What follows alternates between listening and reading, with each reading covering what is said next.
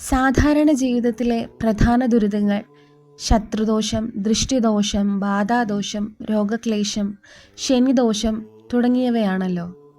ഇവ മാറുന്നതിന് ഏറ്റവും ഉത്തമമാണ് പ്രദോഷ വ്രതാചരണം.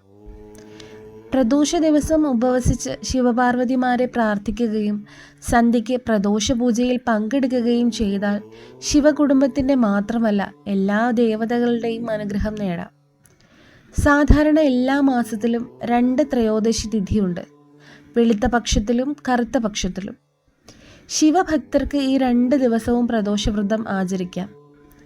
കറുത്ത പക്ഷത്തിലെ പ്രദോഷത്തിന് കൂടുതൽ പ്രാധാന്യമുണ്ട് എന്ന് മാത്രം. അതിൽ തന്നെ കറുത്ത പക്ഷത്തിൽ ശനിയാഴ്ച ദിവസം വരുന്ന പ്രദോഷ വ്രതാനുഷ്ഠാനം ശിവപ്രീതിയാൽ എല്ലാ ദുരിതവും അലച്ചിലുകളും അവസാനിപ്പിക്കും. അസ്തമയത്തിൽ ത്രയോദശി തിഥി വരുന്ന ദിവസമാണ് പ്രദോഷവ്രതം അനുഷ്ഠിക്കുന്നത്. 1201 ചിങ്ങമാസത്തിലെ ശുക്ലപക്ഷ പ്രദോഷം തിരുവോണമായ സെപ്റ്റംബർ 2025 വെള്ളിയാഴ്ചയാണ്. സാധാരണ തിരുവോണത്തിന് മഹാവിഷ്ണു പ്രധാനമായ ഏകാദശിയാണ് വരുന്നതെങ്കിൽ ഇക്കുറി ഉമാമഹേശ്വര പ്രതിക്ക് ഉത്തമമായ പ്രദോഷമാണ് വരുന്നത്. പ്രദോഷ സന്ധ്യാസമയത്ത് കൈലാസത്തിൽ ആനത്തോലുടുത്ത മഹാദേവൻ ശ്രീ മഹാദേവിയെ രത്നപീഠത്തിലിരുത്തി ദേവിയുടെ മുൻപിൽ ആനന്ദ നടനമാടുന്നു എന്നാണ് സങ്കല്പം. ഈ പുണ്യവേളയിൽ വാണി ഭഗവതി വീണ വായിക്കും, ബ്രഹ്മാവ് താളം പിടിക്കും, ഇന്ദ്രൻ പുല്ലാങ്കുഴൽ ഊതും, മഹാലക്ഷ്മി ഗീതം ആലപിക്കും, മഹാവിഷ്ണു മൃദംഗം വായിക്കും, നന്ദിയും ഭൃംഗിയും നടനം ചെയ്യും, സ്തുതിപാഠകന്മാർ സ്തുതിഗീതം ആലപിക്കും, യക്ഷഗന്ധർവന്മാർ, അപ്സരസുകൾ തുടങ്ങി എല്ലാവരും ഉമാമഹേശ്വരന്മാരെ സേവിച്ചു നിൽക്കും. അങ്ങനെ പ്രദോഷ സന്ധ്യാവേളയിൽ കൈലാസത്തിലെ എല്ലാ ദേവീദേവന്മാരുടെയും സാന്നിധ്യമുണ്ട്.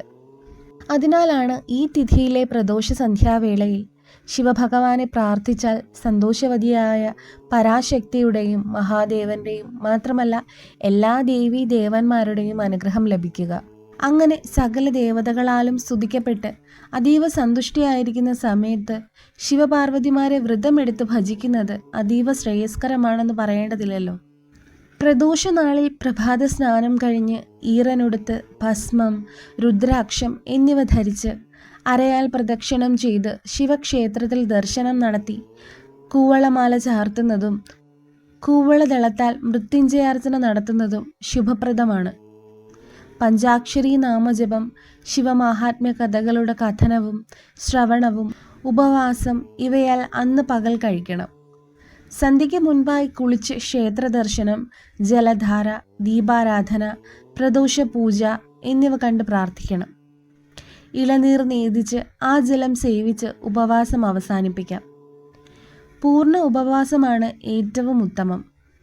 അതിനുള്ള ആരോഗ്യമില്ലാത്തവർക്ക് ഉച്ചയ്ക്ക് നിവേദിച്ചോറുണ്ണാം.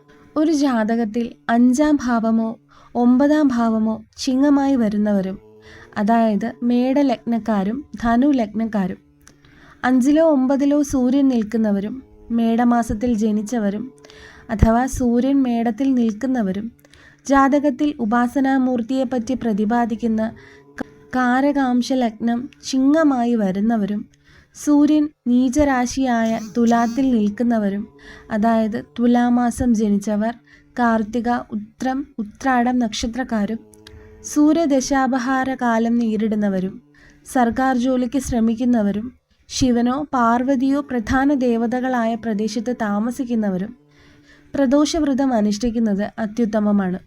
ആദ്യമായി പ്രദോഷവ്രതം അനുഷ്ഠിക്കാൻ ഉത്തമം കറുത്ത പക്ഷത്തിലെ ശനിയാഴ്ചയും പ്രദോഷവും കൂടി ഒത്തുവരുന്ന ദിനമാണ്.